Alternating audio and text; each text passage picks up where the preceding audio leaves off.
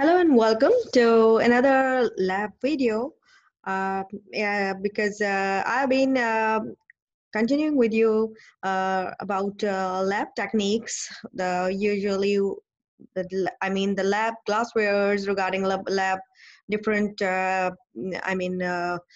different experimental techniques and different experimentations, and I've been discussing a lot of other topics, very interesting topics with you. So today let's start with something very interesting and something very of a very basic level, because when I come across, in the Viva examination process, I see that students, they are, hardly being able to answer the very simple and the basic questions. So I thought that I must remind them again. I must, I mean, again, I mean, explain them few things which they might have forgotten, maybe because of all this situation which is right now, we all world over, everyone is facing due to this COVID. So we are continuing with the online classes, and that is the main, the drawback of the online classes, that we can't, perform the practicals in the labs right now. We can't attend labs right now, but hopefully, inshallah, we will be soon. We will continue our series again. So I thought today that I must tell you few things that an organic chemistry student should be knowing whenever he or she is entering into the lab. Right? They should be, I mean. Following few rules which I have been explaining, sharing with you since a long time ago.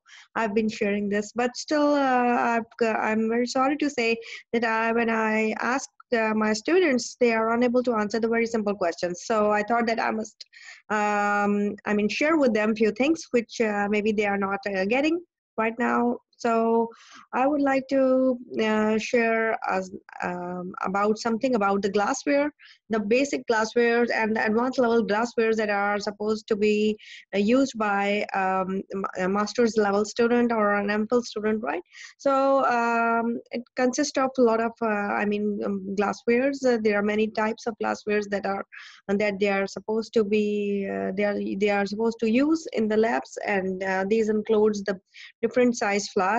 And in my last lecture also, I've explained you the number of flasks, right? So today again I'm explaining the same thing, that number of flasks are very important, because there are a number of, there are many types of flasks, as for example, filtration flasks are there, and then large flasks, small flasks, then round bottom flasks, flat bottom flasks, and conical flasks, and so there are many titration flasks. So there are a lot of flasks, right? And then of course, there are many other types of glasswares also that is included in your organic synthesis practicals, which a student is supposed to be knowing whenever he's handling with those glasswares. And I gave you a short, lecture on how to, wash and how to rinse your glassware before starting any experiment. So rinsing is also very important, and then afterwards the drying process that is continued, that is forwarded to the oven, right? And you are supposed to dry your all the glassware properly before progressing with any reaction, right? Just for the precision, because and the accuracy you are looking for. So you need to be very careful. You have to avoid the contaminations and everything. So let's start today. I've prepared slides so that I can start with the slides.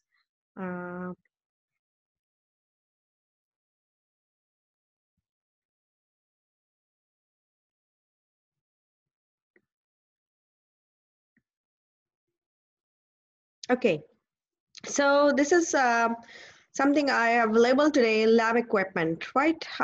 So what is lab equipment? Of course, the things you are going to handle in the labs are called lab equipment. It can start with your goggles you're wearing, right? The goggles, of course. Then the mask. Nowadays, a mask is supposed to, you are supposed to wear a mask, right?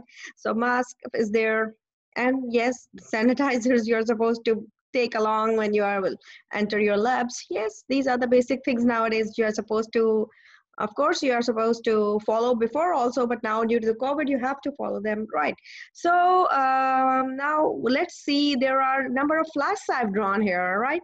Now yes, in my last lecture I've explained you the difference between the round bottom and flat bottom flasks, right?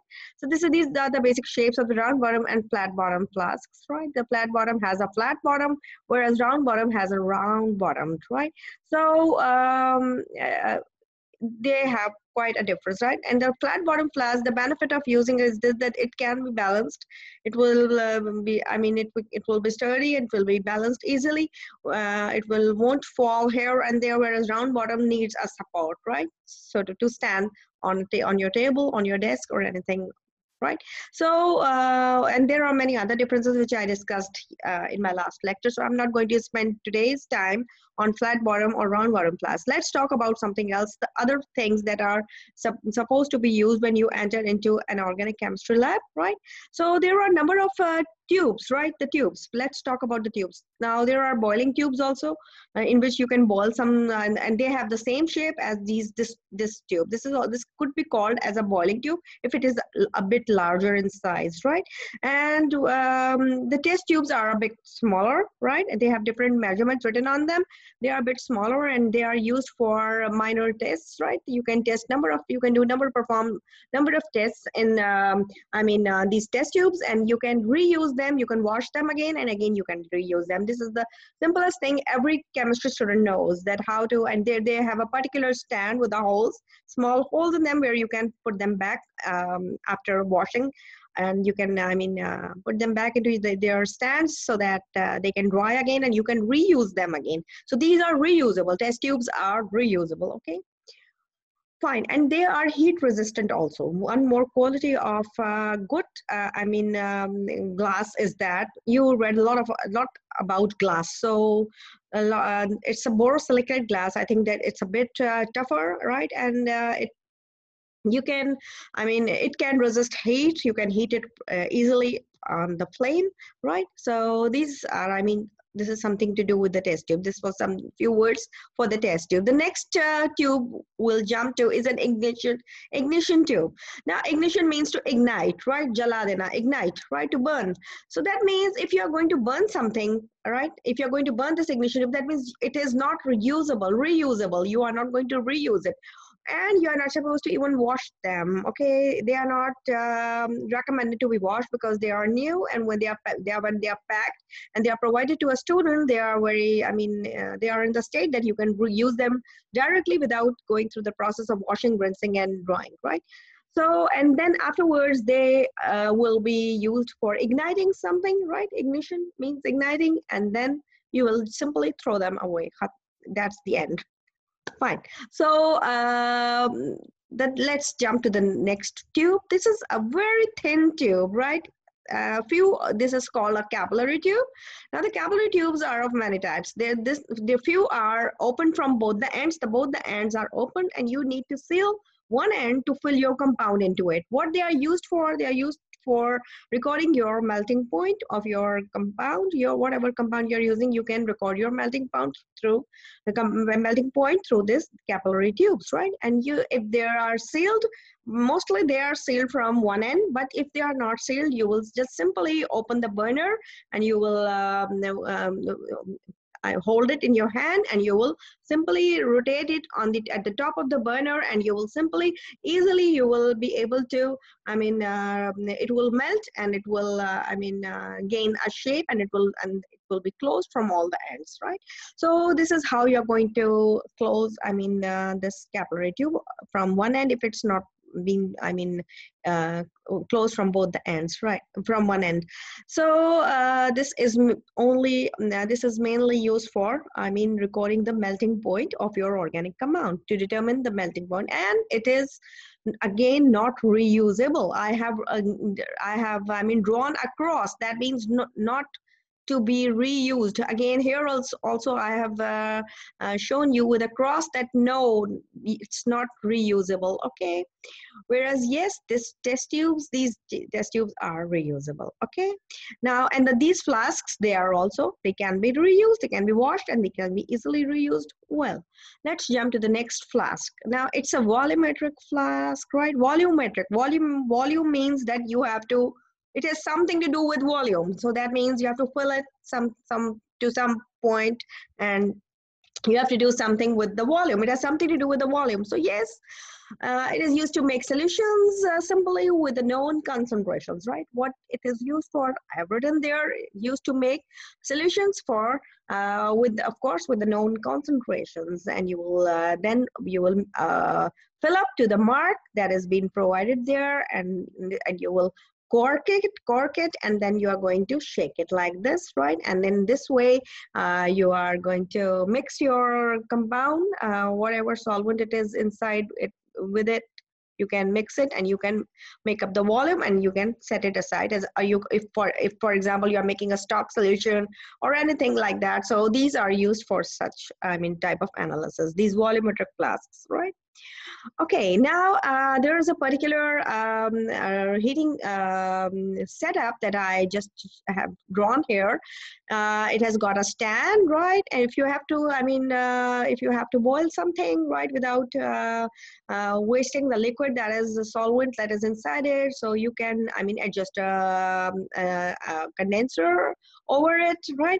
And you can easily, boil the solvent, whatever solvent it is inside it, and you can progress the condensation reactions, and of course the water will flow from the outer jackets, and it will help out the fumes that are going upwards, that are traveling upwards. They will condense down, and they will fall into the this solvent, again reaction mixture, whatever reaction mixture is there. So it will again definitely, when it will fall back into the reaction mixture, it will not lose its volume. So the volume will remain almost the same, right?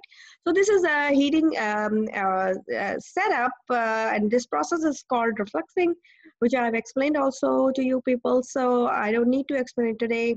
So this was something, and so this is also included in the glassware, the condensers, right? There are a number of type of condensers in the lab that can be used. And other than these condensers, there are other equipment also. There's funnels. Now, a number of funnels are used.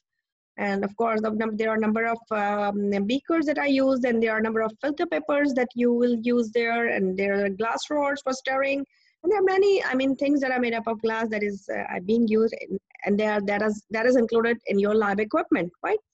And then, of course, the support jacks and these clamps and hot plates and heating mantles, these are all the things that are included in your, and of course, the holders to hold the test tubes, or forceps to hold the, test tubes, and a pair of tongs that are used to hold the, glassware. So there are so many things that are included in your own lab equipment, right?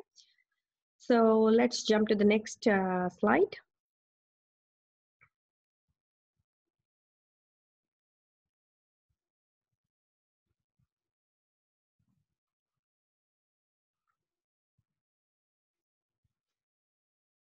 Okay, so this is now, let's start something about, suction filtration. Because when I was, continuing your laboratory series, I've come to know that majority of the students, they have never seen a Buchner's funnel. So today I thought that I should show them what does a Buchner funnel look like. So this is a Buchner funnel, and we are talking about vacuum filtration or suction filtration, right? So this is simply a Buchner's funnel. It is white, mostly it's white in color, and it has a blackish rubber stopper here that can, that can be fixed into the flask easily. A flask is there, and it can be fixed, and it will be airtight, right? And then, of course, for this vacuum filtration, we'll be needing a rubber tubing and the filtration flasks that has got a nozzle over here so that a tube can be attached to it. And then of course for vacuum cell filtration, we'll be needing filter papers of the required size or the desired size that is needed at that time. And there is an aspirator pump, okay? Aspirator pump is like, or you can say a vacuum pump, okay? And then of course the beakers and the wash bottles for washing your your flask, filtration flask. You can wash it, right? And when you put the filter paper over it. So now, how to use a Buchner funnel? This is the very interesting question, Buchner funnel. Now, you know that there are many types of filtrations, but the ordinary filtration in which you use an ordinary filter paper and a simple funnel is there, and you just make a triangle and you put it inside and you filter your compound, right? Without, any sort of pressure, developing a pressure into it. It just flows down, and with the passage of time, it just passes out and the filtrate is there, and your compound is filtered. It takes time, right? And the compound also does not becomes 100% dry. It's not that much dry also. So I mean, yes, it's a little bit, it takes time. Whereas the suction filtration, it's very quick, it's speedy, right? And you will, see beautiful dry powdery crystals in the end. You will end up with by seeing lovely crystals in the end that are all separated, that are not gummy, that are not sticky together, because this suction filtration, it sucks out everything, right?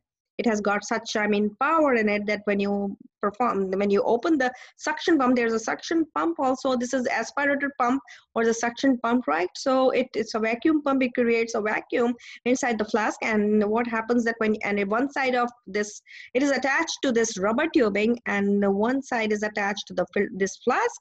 And when you open this pump, and that that is attached to the faucet. So what happens that it sucks out all the solvent, and you are left with beautiful separated shiny powdery crystals, right? So this is the main function of Buchner's funnel. So now here also I have written few lines. Buchner funnel is used to separate a solid precipitate from a liquid via suction, right? Of course, when you are going to filter something, definitely you have some solid material inside it, and you will filter it down through this process of suction filtration, and of course it will be sucked out. And what will you will be left with your solid compound, right? Whatever XYZ compound you are using, you will be left with that. So how it's going to work. So let's see, I've written few points. Now this is the assembly. Here you can see here, this is an aspirator, right? A vacuum pump is there, and you can see this tubing, this rubber tubing is attached to one end, is attached to this aspirator pump, and the other end is attached to this. This is a faucet, whereas the Buchner's funnel is attached to this filtration flask, right? And it's this rubber stopper is fixed to this flask, so that there shouldn't be any air that could be sucked in, or that could be disturb the pressure that would be developed inside it, right? The vacuum that would be developed inside it. Okay, so now this Buchner funnel, how does it looks like? It's white in color, right? And when you look at it inside, it has got very small tiny holes in them, right? Not very tiny, but yes, small holes are there. And what happens that when you will have to put a filter paper, because you have to see your the state of your precipitates. If they are very tiny, they are powdery, right? They appeared very minute, and they are very small in size. The particle size is very small, and then you'll have a fear that they will come out from those holes. So you need to put a filter paper over it.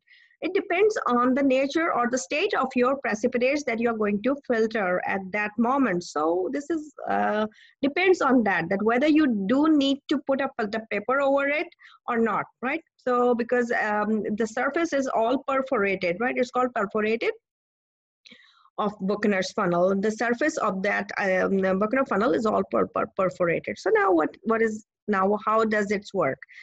Aspirator, that is this one, is connected to the faucet. This is faucet, right? The rubber tubes, one end is attached to the aspirator. Yes, I just told you. And the other end to the flask. Yes, it's just like that. Okay, fine. You can see it here. Okay, number 3. Filter paper, that is this filter paper, is placed on top of the small holes of the this I mean here this Buchner's funnel, and the filter paper and will be soaked it with some water to get it ready for filtration. Now what will we do that before starting the filtration, when you place a filter paper over these holes, right, what will we do that we are going to soak it with some distilled water or deionized water, right, and then it's ready, and we'll check before actually filtering our compound. We are going to see that whether our suction, because then when at that point when we pour the water inside it, we are going to open this this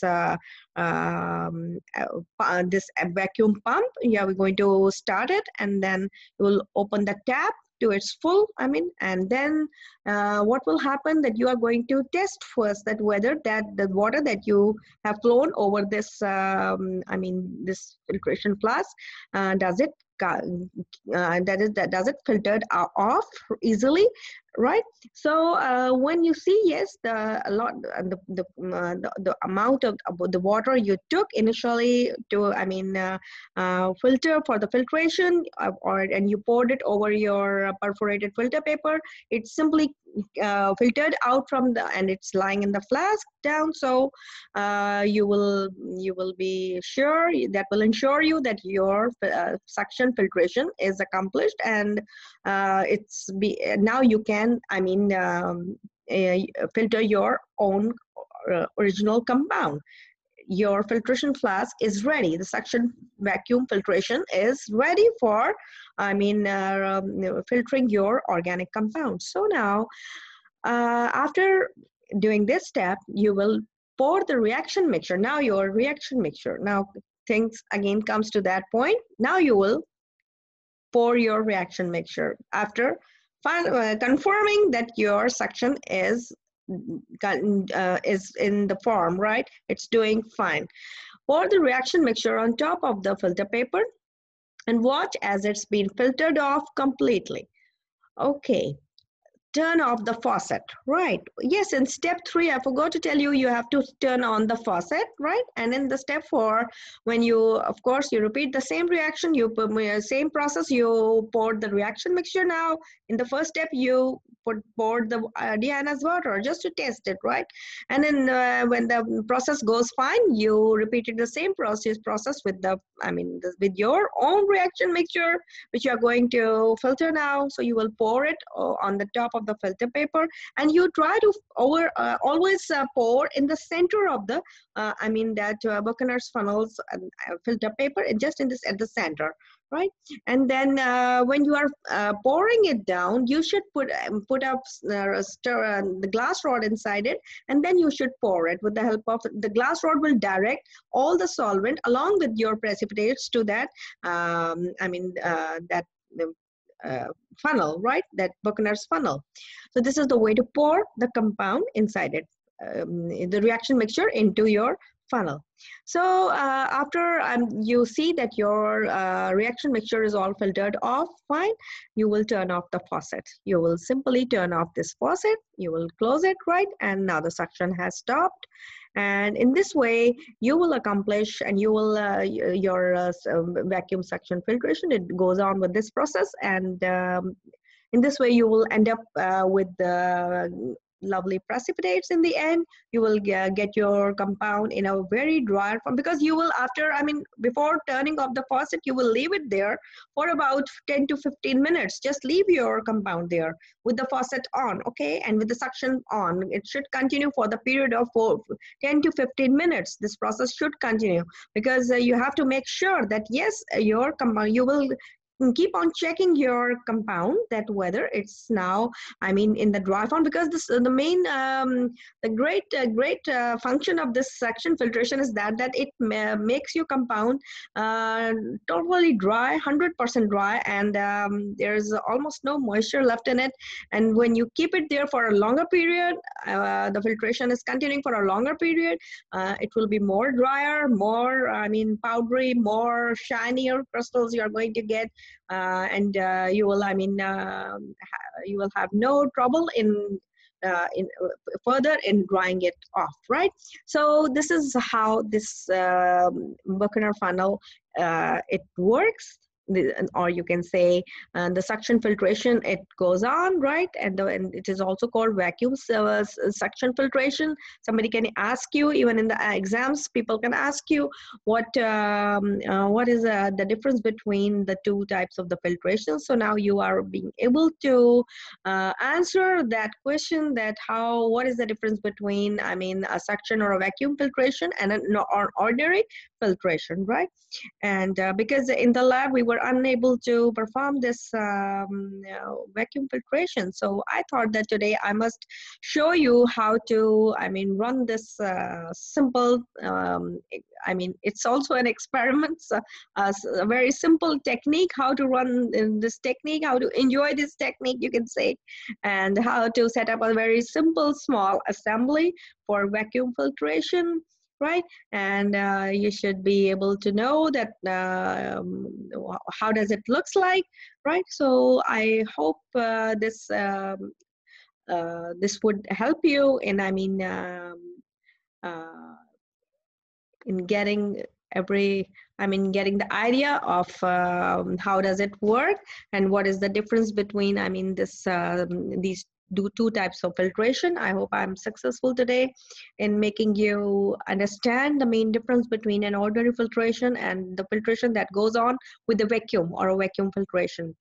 So please keep sharing and keep asking from each other about all these techniques, because soon you are going to face your exams, your Vivos exams. So these things will be can be asked from your your examiner can ask all these questions, because these are the things that we are, I mean, explaining to you people again and again.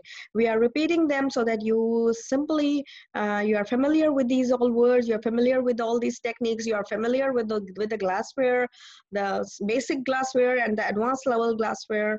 And when in the exams, they are going to ask you, and anybody can ask you, if not in the exams, even you are a chemist, you are a student, you are a chemist, so you should know, I mean, you are at that level that you should know what is the function of all this equipment, right? This lab equipment, or these lab tools, or all that glassware, or whatever tools we are using there. So you should be knowing the names of each and everything. One can ask you, anyone can ask you, I can ask you even in the exams, and mostly I am going to ask you these basic things, because I have encountered this experience. Last time I've encountered that, yes, that you were unable to answer me the main difference between an ignition tube and a capillary sieve. So that was a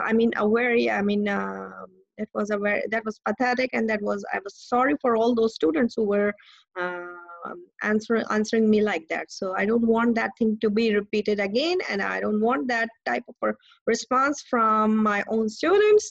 I wish you all good luck, and please start studying and start going through all these lectures, because these will help out.